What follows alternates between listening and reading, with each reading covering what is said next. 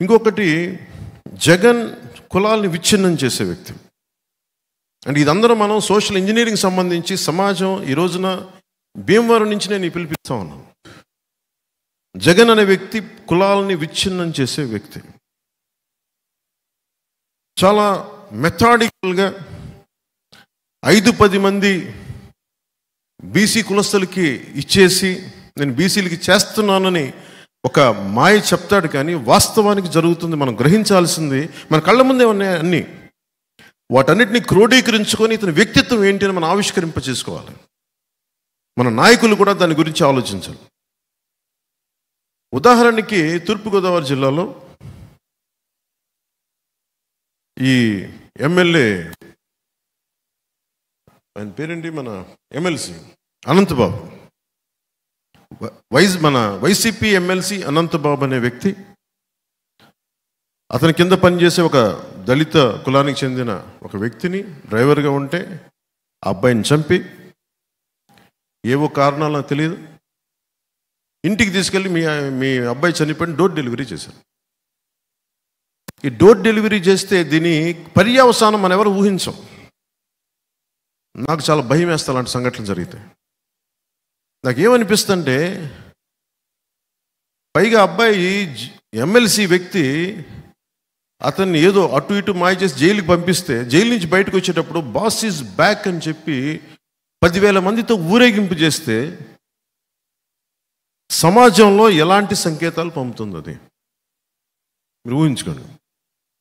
నేను రాజమండ్రి మీటింగ్లో కొద్దిమంది చెప్పాను, నేనే దళిత కులానికి చెందిన యువకుడినైతే, నా దళిత కులానికి చెందిన ఒక వ్యక్తిని కారణాలు ఏవైనా అయ్యుండొచ్చు చంపి ఇంటిలో శవాన్ని అప్పగిస్తే, చంపిన వ్యక్తి కాపు కులానికి చెందిన వ్యక్తి అయితే నేనేం ఆలోచిస్తానంటే, సహజంగానే అనంతబాబు చంపాడు అంటాను ఫస్ట్. ఎవ్వరికి కూడా ఈ దాంట్లో వైసీపీ ఎమ్మెల్యే చంపాడని మన అంటలో, వైసీపీ పార్టీ వాళ్ళు చంపారని మన అంటలో, అనంతబాబు చంపాడు. అనంతబాబు ఎవరు? కాపుల కులానికి చెందిన వ్యక్తి. దీనివల్ల ఏం జరుగుద్ది? అసలు కాపు సమాజానికి ఏమాత్రం సంబంధం లేని ఒక సంఘటన అనంతబాబు అనే వ్యక్తి వల్ల దళిత కులానికి తెలియకుండానే కాపుల మీద శత్రుత్వం పెరిగిపోతుంది. పుట్టి పుణ్యానికి ఇందులో ఏ కాపు కులానికి ఏ కాపు సంఘాల నాయకులకి సంబంధం లేదు, కానీ ద్వేషం మటుకు వ్యక్తి చేసిన తప్పుకి పక్క కులానికి ద్వేషం పెరిగిపోతుంది. అట్లా గొడవలు వచ్చేస్తాయి. ఇది మారాలి, ఇది మార్చాలి. విశ్వనాథ సత్యనారాయణ గారు చెప్పింది, అన్ని అనర్థాలకి మూలం మానవ ప్రవృత్తి హేతువు కానీ, వాని కులం కానీ, జాతి కానీ, మతం కానీ, ప్రాంతం కానీ కాదు అని ఆయన ప్రత్యేకించి చెప్తారు. అంటే వాడి నేచర్, ఒక వ్యక్తి తాలూకు ఆలోచన విధానం అది మంచి చెడు నిర్ణయిస్తే తప్ప అతని కులం కానీ, మతం కానీ, జాతి కానీ, ప్రాంతం కానీ కాదు. అనంతబాబు చేసిన ఈ ఒక తప్పు జగన్ ఎలా ప్రేరేపిస్తాడంటే, విడగొడతాడు కులాలను. మీరు కొట్టుకు చావండి. జగన్ ప్లాన్ ఇదే. సెట్టిబల్జులు కాపులు కొట్టుకోవాలి, సెట్టిబల్జులు కాపులు దళితులు కొట్టుకోవాలి, కాపులు క్షత్రియులు సెట్టిబల్జులు కొట్టుకోవాలి. ఇది ఇంతే. విడగొట్టి విడగొట్టి విడగొట్టి సమాజంలో సుస్థిరత లేకుండా చేస్తున్నాడు ఈ వ్యక్తి. దీనిని మనకు నేను ఈ రోజున ఒక ఎన్నికల కోసం మాట్లాడతాను. 2 నెలల్లో ఎన్నికలు ఉన్నాయి, ఇంకొక 50 రోజులు ఎన్నికలు ఉన్నాయి, నేను అభ్యర్థిగా నిలబడతాను. అసలు వీటి మీద ఏది కాదు నా ఉద్దేశం. నా గెలుపు ఓటంలో నేమో తాకు, డబ్బులు పోయినా ఉన్నా, పేరు వచ్చినా రాకపోయినా, నేను నిలబడేది సమాజం తాలూకు సుస్థిరత. ఎవరిని గుర్తుపెట్టుకుంటాం ఈ రోజున? ఎవరిని గుర్తుపెట్టుకుంటాం ఈ రోజున? పొట్టి శ్రీరాములు, అమరజీవైన పొట్టి శ్రీరాములు గుర్తుపెట్టుకుంటాం. ఎమ్మెల్యే కాదు, ముఖ్యమంత్రి కాదు.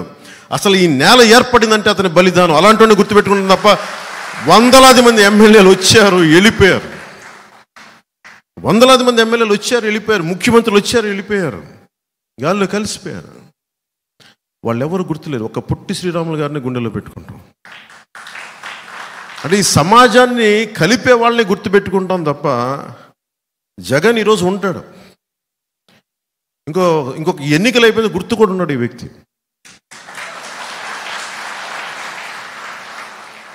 సో మీరు ప్రతిదీ అంటే జగన్ ధైర్యాన్ని మెచ్చుకోవాలి మనం.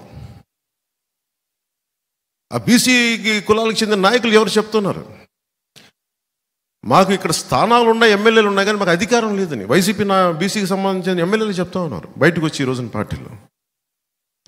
సో మనం గుర్తుపెట్టుకోవాల్సింది ఇది మారాలి. బీసీ కులాలు ఎదగడం అంటే కాపులు తగ్గిపోవడం కాదు, ఓసీ కులాలు తగ్గిపోవడం కాదు, బీసీలు ఎదగడం అంతే. నేనైతే మనస్ఫూర్తిగా అది కోరుకుంటున్నాను. దళిత కులాల నుంచి ఒక దామోదరం సంజీవయ్య గారు లాంటి నాయకులు రావాలి.